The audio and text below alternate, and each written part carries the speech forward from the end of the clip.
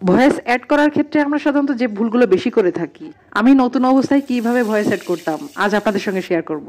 নতুন অবস্থায় আমরা বুঝতে পারি না সাউন্ড কমাবো নাকি বাড়াবো, মিউট করব নাকি কিছুটা কমিয়ে রাখবো। আসসালামু আলাইকুম এভরিওয়ান, সবাই কেমন আছেন? আশা করি সবাই ভালো আছেন। আলহামদুলিল্লাহ, আমরাও সবাই ভালো আছি। আজকে কিন্তু অনেক গুরুত্বপূর্ণ একটা ভিডিও হতে যাচ্ছে। আপনারা অবশ্যই ভিডিওটি শেষ পর্যন্ত দেখবেন। যারা শেষ পর্যন্ত দেখবেন ইনশাল্লাহ আশা করা যায় তারা অনেক কিছু শিখতে পারবেন আজকের ভিডিও থেকে। তো এই যে দিনের শুরু মানে রান্না শুরু, আমি এখন মাছ ভাজি করব আগে। আর আমি সাধারণত সবসময় তরকারিতে মাছটা ভেজে নেওয়ার চেষ্টা করি, এতে আমার কাছে তরকারিটা ভালো লাগে। তো আমি রান্না করছি আর আপনাদের সঙ্গে অবশ্যই গুরুত্বপূর্ণ ভিডিওটা আমি শেয়ার করি, না হলে আমি কথাগুলো শেষ করতে পারবো না। অনেক আপুরা আছেন নতুন অবস্থায় এই ভুলগুলো বেশি করে থাকেন, ভিডিওর সাউন্ডটা একদম মিউট করে ফেলেন।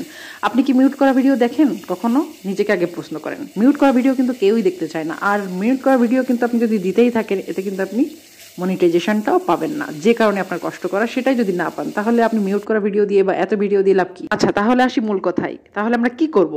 হ্যাঁ, অবশ্যই আপনি আপনার ভিডিওর সাউন্ডটা কিছুটা কমিয়ে দিবেন। সেটা আপনি ভয়েসটা অ্যাড করবেন, ভয়েসটা অ্যাড করে দেখবেন আপনার সাউন্ড বেশি শোনা যাচ্ছে নাকি আপনার ভয়েসটা বেশি শোনা যাচ্ছে। অবশ্যই আমরা ভয়েসটা বেশি রাখবো, কারণ আমাদের ভয়েসটা যেন ক্লিয়ার হয়, পরিষ্কার হয়।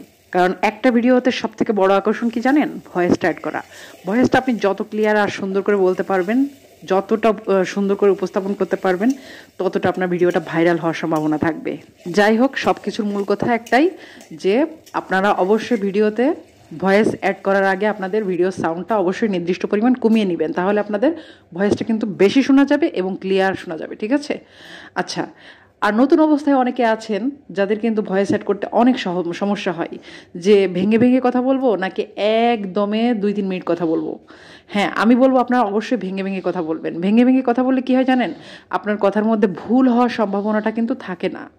আপনি কি করতেছেন? কথা বলতেছেন, মনে হচ্ছে যে না, আমার এখন কথা বলতে কষ্ট হচ্ছে, আমি এখন একটু স্টপ করে রাখি, এরপর আমি কথাটা কি বলবো একটু গুছিয়ে নিই। হ্যাঁ, আমি যেটা বলবো ভেঙে করেন আপনারা।